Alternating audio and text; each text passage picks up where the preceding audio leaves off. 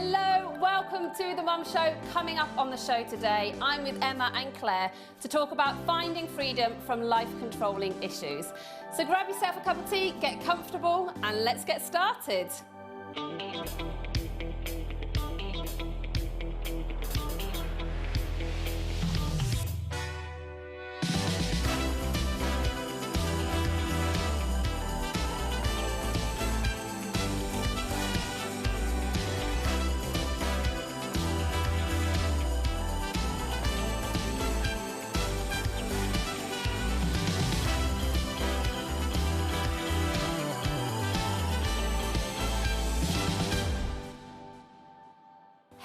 Hello, and a very warm welcome back to The Mum Show. I'm joined back in The Mum Show kitchen with Pastor Claire Hooper and child therapist Emma Brown.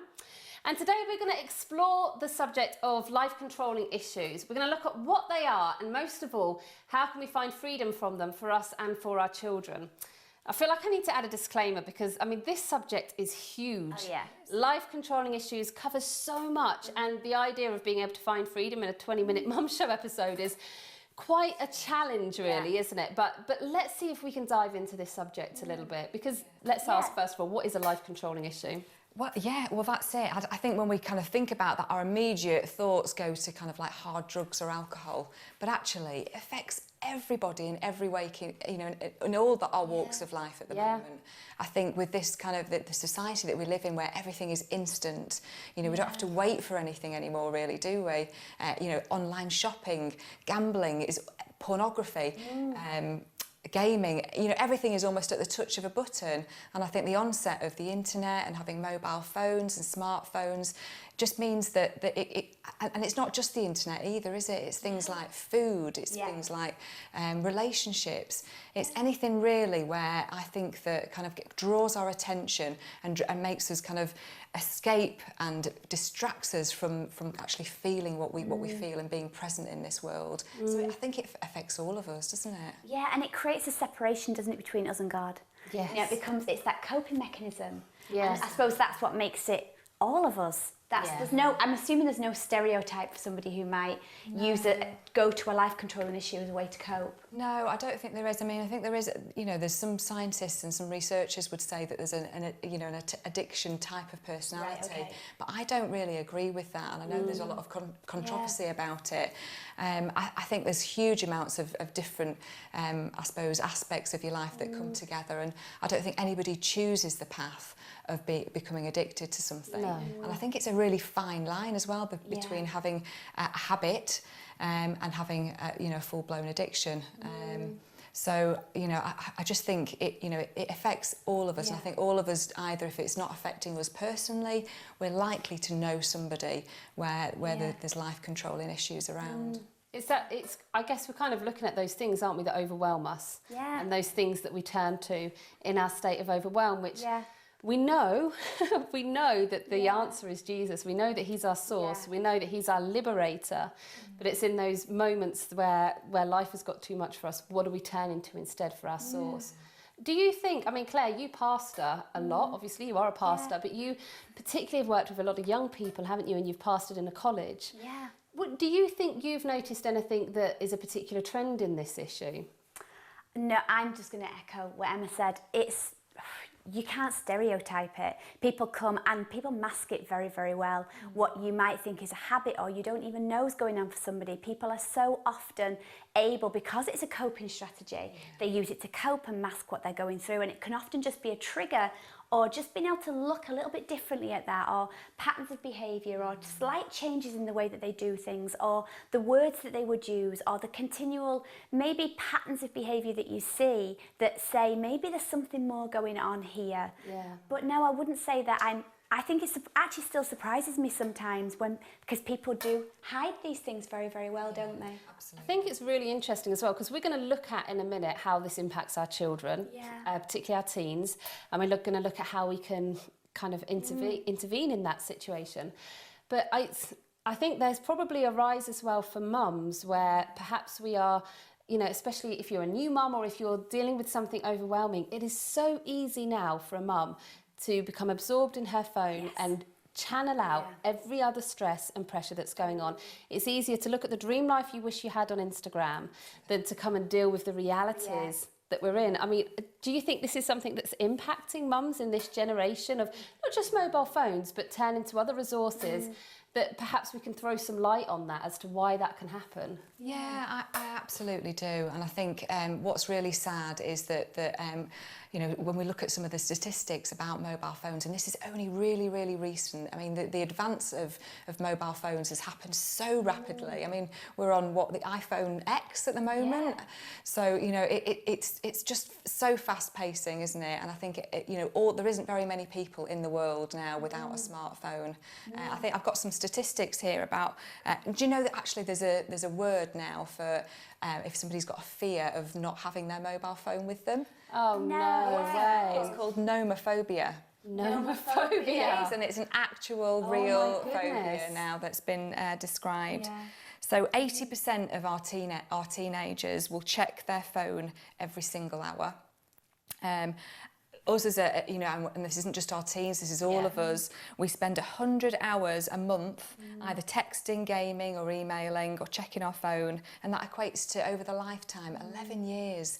So we're potentially spending 11 years of our life not actually living in the present, but kind of distracting ourselves or using our mobile phone in order to kind of just escape what we're experiencing right now. And we've talked before about them on the Mum Show about how, particularly those early few months and years in that transition into motherhood, and how lonely that can feel at times, how isolated we can feel, how inadequate, you know, kind of that real sense of not good enough, issues from our past, you know, tend to come up during that time. So it's a really, I suppose it's a vulnerable time for mums, isn't it? And it's a time where actually, you know, when we're perhaps not going out as much, but we're kind of, you know, we're feeling a little bit more trapped and we don't feel as free as we used to.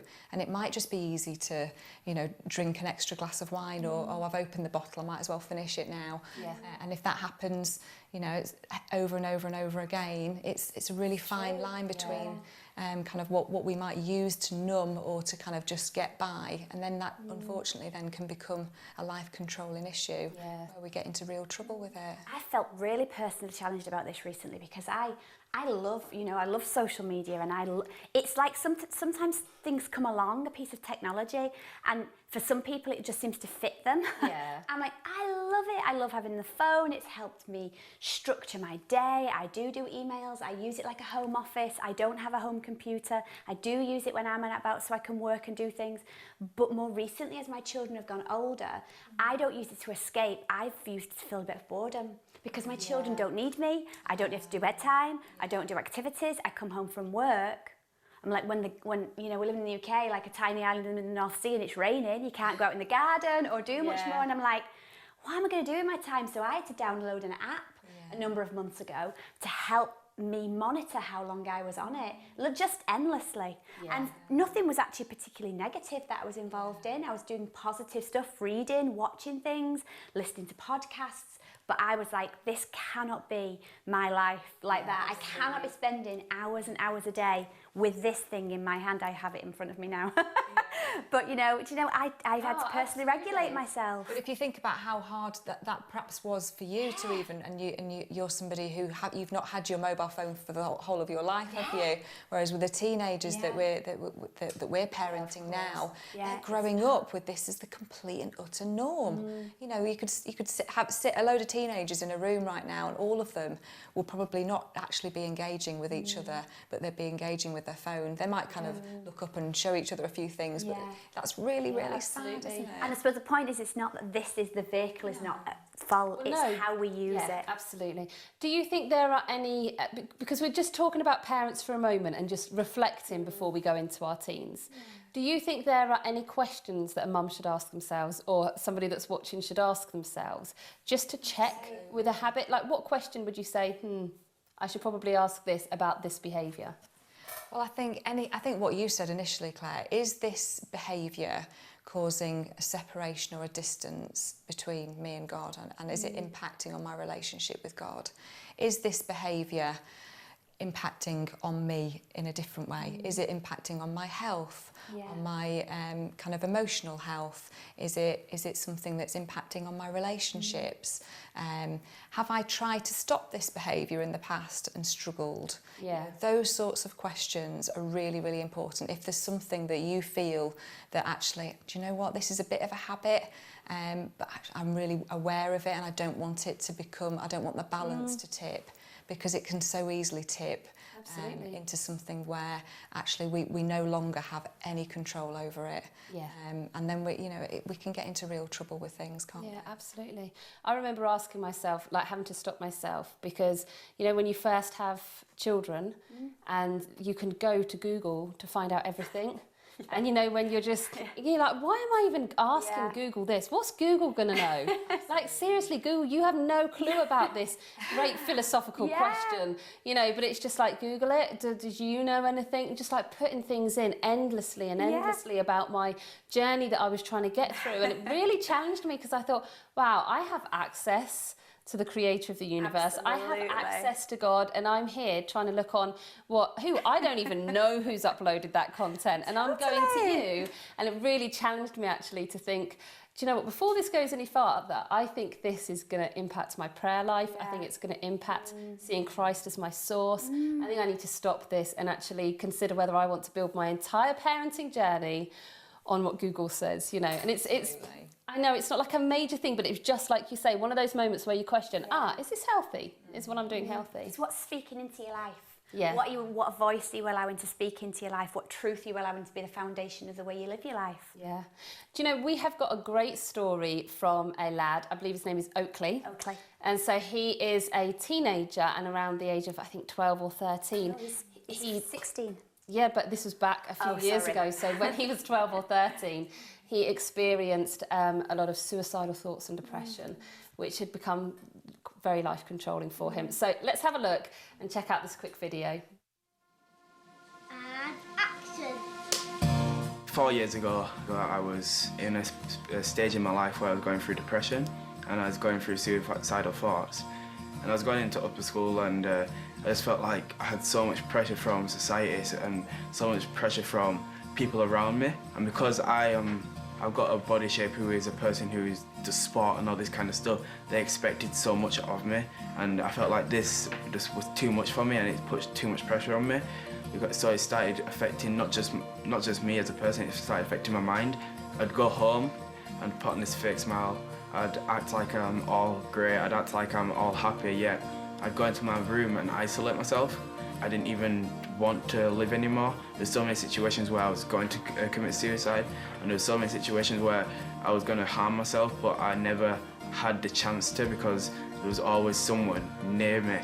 But it tormented me mentally, it tormented me physically, but then it just escalated in terms of my family broke down. That's what the thing that snapped me. And I got to the point where I was writing suicide notes. I was writing notes where I didn't even feel comfortable to show them to my mum, because these notes were so hurtful, not just on me but on my mum as well. And it came to one night where it was mainly me and my mum just talking, and she goes, oh yeah, a person's coming over. I didn't let you know, but a person's coming over. He said to me, you need to come with me to something called Our Life Group.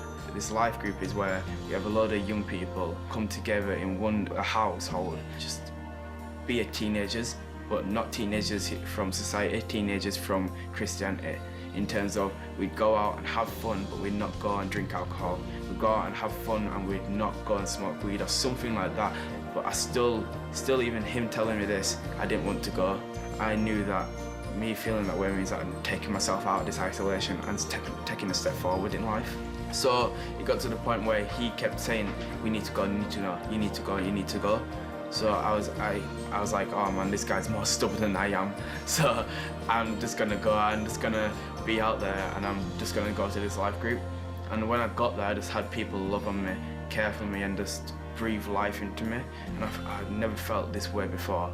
I was like, what is this sense of peace and just fun? My whole spirit just got lifted up, and my whole sense of joy just got lifted up. I felt like I just got a new burst of emotion just flooding.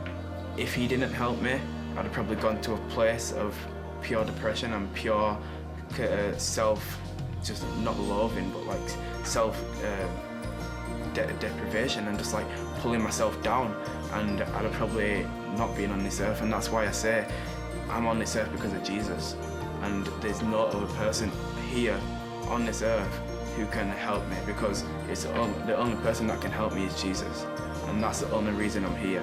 He made me live right now because he took away my sin, and he made me live right now because he took away my depression, and that's what he's done in my life. Such a great story, isn't it? I know. A guy of courage as Yeah. well. Yeah. To tell his story in such an open and honest way. My goodness, that kid is on fire. Yeah. I mean, he's 16 now, so he's not really a kid, but he is so passionate. He was so happy to share his story, and obviously that's a short clip. There's loads more that goes into the story than that, and there's loads more that led him to that place of darkness. But I think one of the things I really noticed about it was the importance of community around him and the importance of people being incredibly proactive. Yeah. And his mum was telling me the story of how that same incident happened and how the guy had gone upstairs and he came back down. He said, he's not coming. He's not going to come to life group. He doesn't want to join me. I think it's best I leave it. And she said, get yourself back up there again. I am prayer marching. Like, I am not leaving this. And she said she stormed her house day after day, hour after hour. She was not going to let him go. And her prayer was, God, do something so significant he'll never forget. Just so significant that he will never forget. And the guy pursued him. Yeah, he did. He really pursued him. And I think, the God of Jesus, Jesus in all his God form, that's the healing and the power and the miracle and the transformation that we need to fully get out of this. But also the person of Jesus shows us how to go and how to be and how to support. And I love, the story of the woman at the well. Jesus, he pursues her. He asks her to pour something. He goes into her life. This is a woman with multiple broken relationships. Yeah. There's issues going on there. Yeah.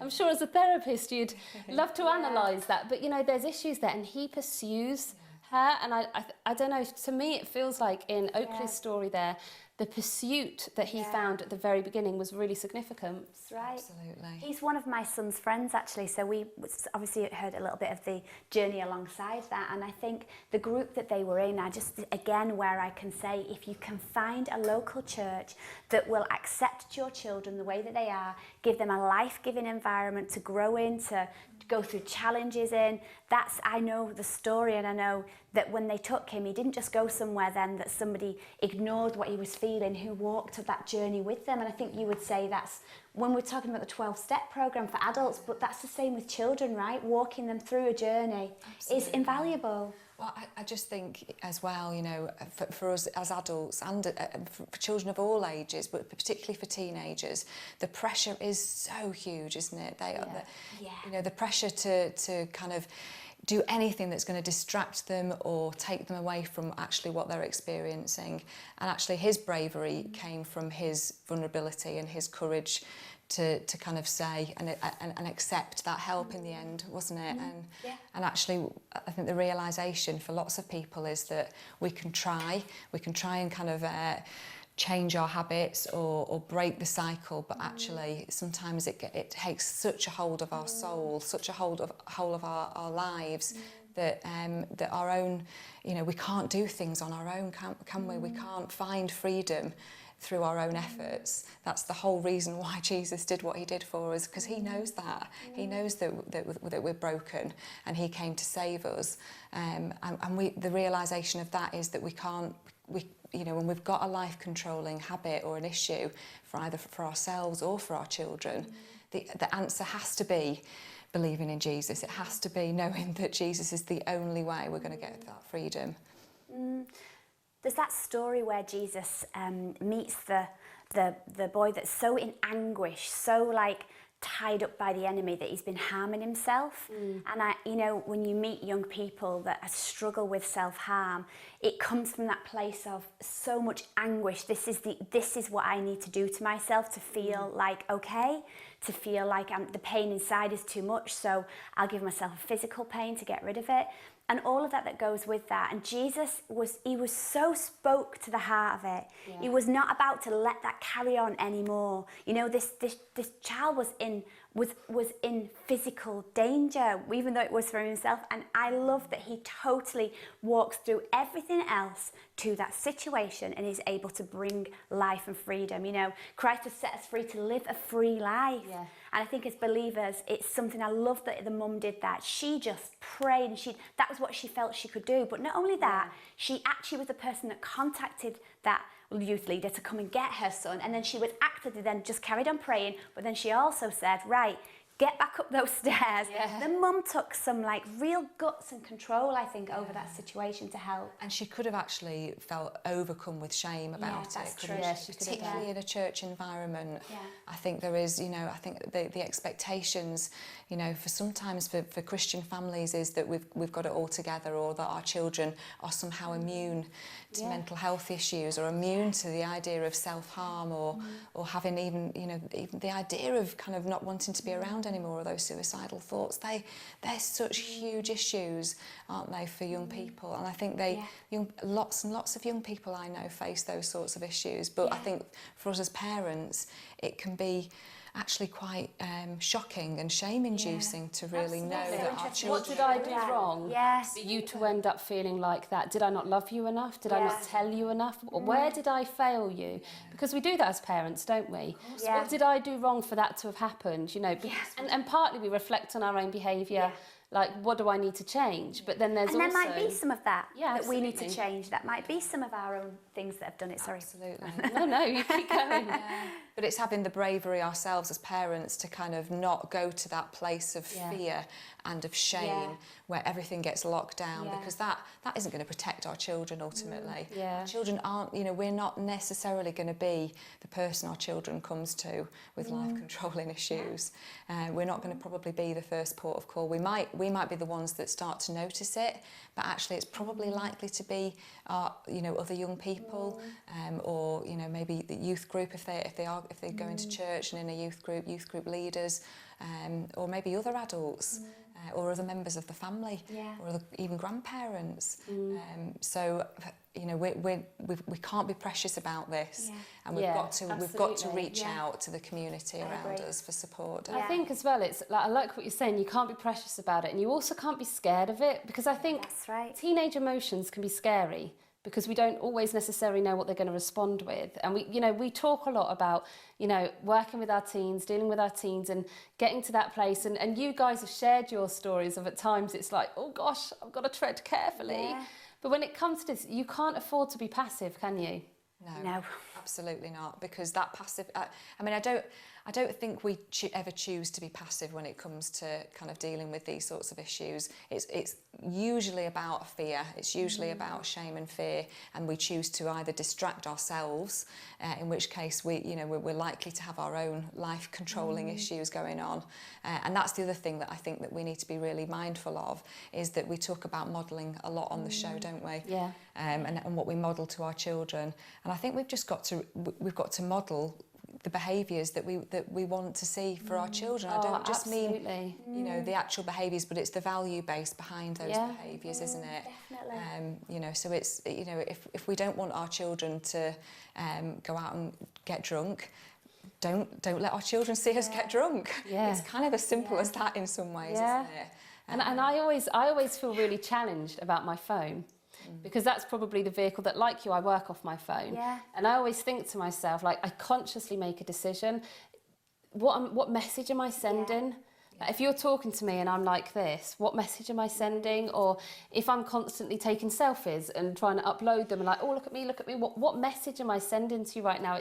And I think it's really important as parents to kind of look at ourselves, look at our actions and say, right, what message am I sending through those behaviours? Because they can be subtle, can't they? Really subtle. They can be so subtle, but it's like you say, if you let a wrong route take place, then that can kind of impact everything, can't it? Well, roots lead to fruit, don't they? And whatever you plant in your life is what's going to grow out of you.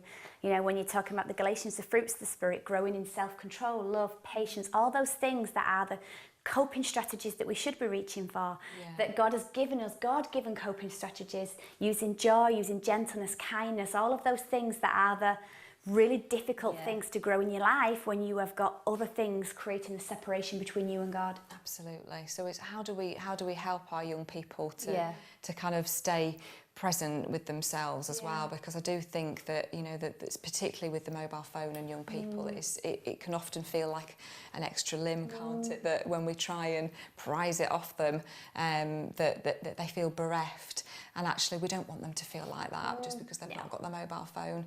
So it's kind of it's providing alternate habits and healthy family habits, really, isn't it? It's true. I mean, we love like healthy eating. As parents, there's a huge wave. I mean, Pinterest is just full of every idea that you could get for healthy eating, but healthy mind and healthy body and all of that goes with it. It's seeing them as a whole being, as a holistic approach, putting as much care and attention into that side of them and helping them as you would with healthy eating or healthy lifestyle.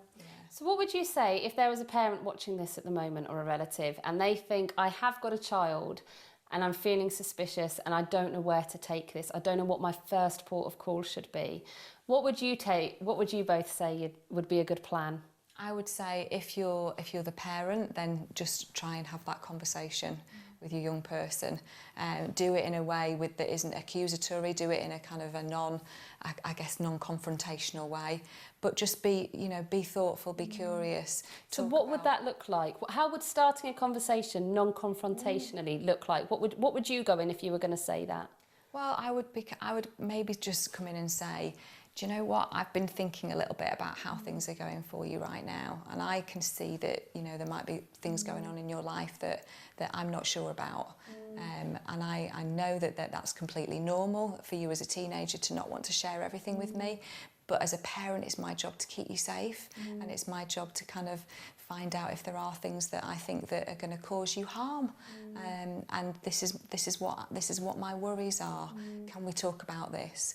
And I guess, you know, try and if you get the kind of cold shoulder or the you know the door shutting, and you know, and then just keep trying. I'd say keep our eyes open as well. You know, we've got to be really, really observant and mindful, haven't we? We can, you know, we need to look out for kind of subtle changes in behaviours, in mood swings. Are they spending? Have they got more money than they should be?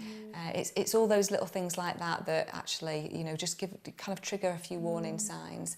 And if the kind of barriers are really down in terms of the communication, get somebody else on board. Try and engage with getting other people.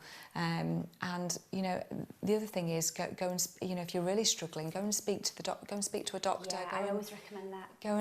Go and see your general practitioner and talk it through with them. They will have the resources, they will have the knowledge of what's out there in terms of, you know, it might be you know, a drug and alcohol agency for young people that are really skilled at being able to talk to young people about these issues. I think as well it's really good to, like, I absolutely agree with that. I love all of that. But I think as well, as parents and as mums, there's always a prophetic voice that we can tap into, definitely.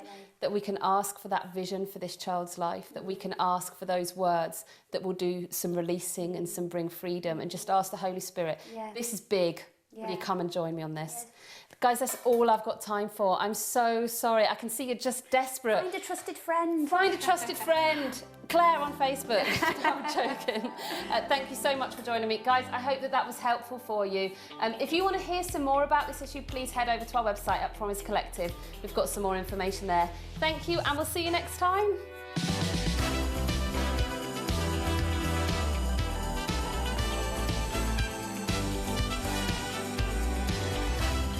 Parents, don't forget to say hello. We're at promisecollective.co.uk. Bye!